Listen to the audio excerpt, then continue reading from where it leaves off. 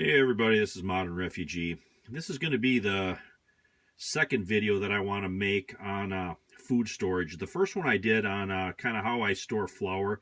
This video might be just a little bit longer here because I kind of want to talk about how I pair the food that I've kind of put away for preparedness with other things so I can actually make stuff out of this stuff. I mean, it's great if you got 100 pounds of rice and 50 pounds of beans, but if that's all you got and that's what you got to live on, that's going to kind of suck. So I've kind of paired most of my prep food. I've kind of paired with other stuff so I can make stuff out of it. So I kind of got all this stuff set out here on my workbench, and I'm going to kind of quickly go through kind of what I would do with this stuff, should it be that I need to, actually use my preps. And just start over here. I got cornmeal here. Now, I never store cornmeal or flour without either yeast or baking powder.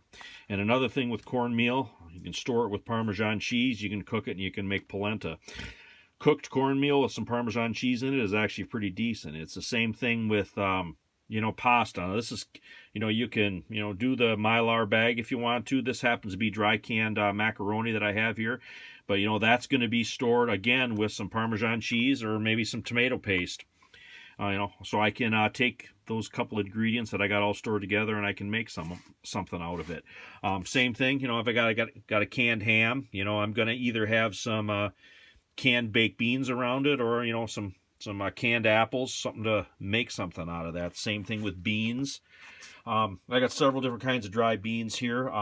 Just a quick word on dry beans. My favorite two dry beans, if I could only have two kinds of dry beans, they'd be navy and they'd be black beans because they cook the quickest, require the least amount of water, and you can make a lot of different stuff out of them. But I store all kinds of beans.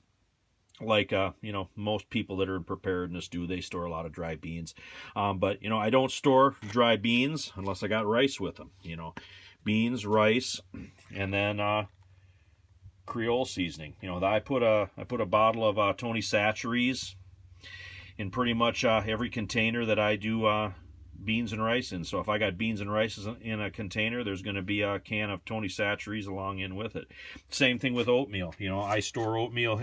I take it out of the container and I'll vacuum seal it just like this right here. But that oatmeal is going to have, it's going to have brown sugar put up along with it or some dried fruit. Because in that way I can cook that and mix that all together and make it taste like something. Same thing with the beans, put dry beans up. I might also add some brown sugar in there or some molasses so I can make baked beans. Another thing that I keep is this Goya ham seasoning. And there's several packets in one of these boxes. And one packet equals a quarter pound of ham for flavor. So I can take a packet of this. I can throw it in with this. Start simmering that. And at the end I can add a little brown sugar or molasses. I've got baked beans. The same thing if I'd want to make some bean soup. I could boil the beans, add a little bit of ham seasoning, and I could take the canned ham, cut that up, and add it into it. Same thing with the bean mix here if I want to. And that bean mix, like the Hearst's ham beans and bean mix, they always got a flavoring packet in there. So if I repack that, I always include that flavoring packet along with my repacked stuff. And the same thing, I can add some canned ham into that. I can add Spam into that, whatever I got. Or I could, if I got a canned pork that I can myself, I can add that into it. Same thing with other canned meat. Like I got my home canned chicken here. This is chicken that I can myself. I also can my own pork, but some folks can't can meat or don't have a pressure cooker that they can do it, so they got to buy canned pork. But if I got canned pork or canned chicken, there's going to be a bottle of barbecue sauce somewhere around that as well. Barbecue sauce, another thing. It's got a lot of sugar in it. It's going to keep a really long time. You don't have to worry about barbecue sauce going bad because of the high sugar content. Same thing with sugar. Sugar's not going to go bad. It might get hard and lump up on you, but it's still going to be perfectly edible. Same thing, with sides. So if I want to store a can of pork here and I want to store a bottle of barbecue sauce, I'm going to add something for a side. Like this is my homemade corn salsa here or something. I can just put that together and boom, I got a meal. I mean, I can literally open this can, warm it up, add the barbecue sauce. Now I got a pulled pork, and add a couple of quarter or half cup of corn salsa to go along with it. I got a meal. Same thing with, you know, some people store instant mashed potatoes. I don't store instant mashed potatoes unless I got a gravy packet along with it. It's kind of cliche, but it's the same thing with peanut butter. I'm not going to store peanut butter unless I got some jelly that goes along with it. So I'm going to have, whether you make your own jelly. This is homemade jelly here that I made, or, you know, you got to buy jelly. It's the same. It's going to have they're all going to be together. Same thing with lentils. I'm not going to store lentils unless I got some either chicken soup base or some tomatoes, either home canned or regular, or some dried onions, something I can mix that all together, kind of make a one-pot meal. You know, most of these things here I'm talking about are kind of one-pot meals. I'm not going to be able to make a 5-course meal if shit hits the fan and I got other stuff to do running around, but I want you know, my crew to get fed, so that's kind of how I keep this all stored. And another thing is I keep some large containers of stuff that's ready made, like this hominy here.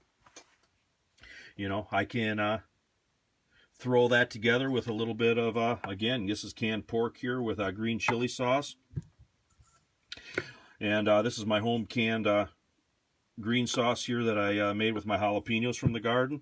I can whip up a pozole if, you know, something bad happens and I got a whole bunch of people that show up at my house, which, you know, friends and family might show up. You know, preppers talk about, you know, I'm not going to let nobody in or this or that, or they can go fend for themselves, but, you know, that's kind of not how the world works. So, you know, like I said, if I got 4 or 5 friends that show up or family that shows up and I got to put a meal together, I can throw some hominy, I can throw a little bit of pork and some green chili sauce together, and I can make a little pozole. And the same thing with, you know, large cans of baked beans. I keep something like that around too. Same thing, I can throw that in along with the, you know, canned ham or some Spam or something, and I can whip up some baked beans. You know, it's not going to be a, you know, 5-star on the Ritz meals, but I tell you what, I can put some stuff together with what I have. And that's kind of how I store stuff. I don't store just a big gigantic bucket of flour or a big gigantic bucket of beans or rice.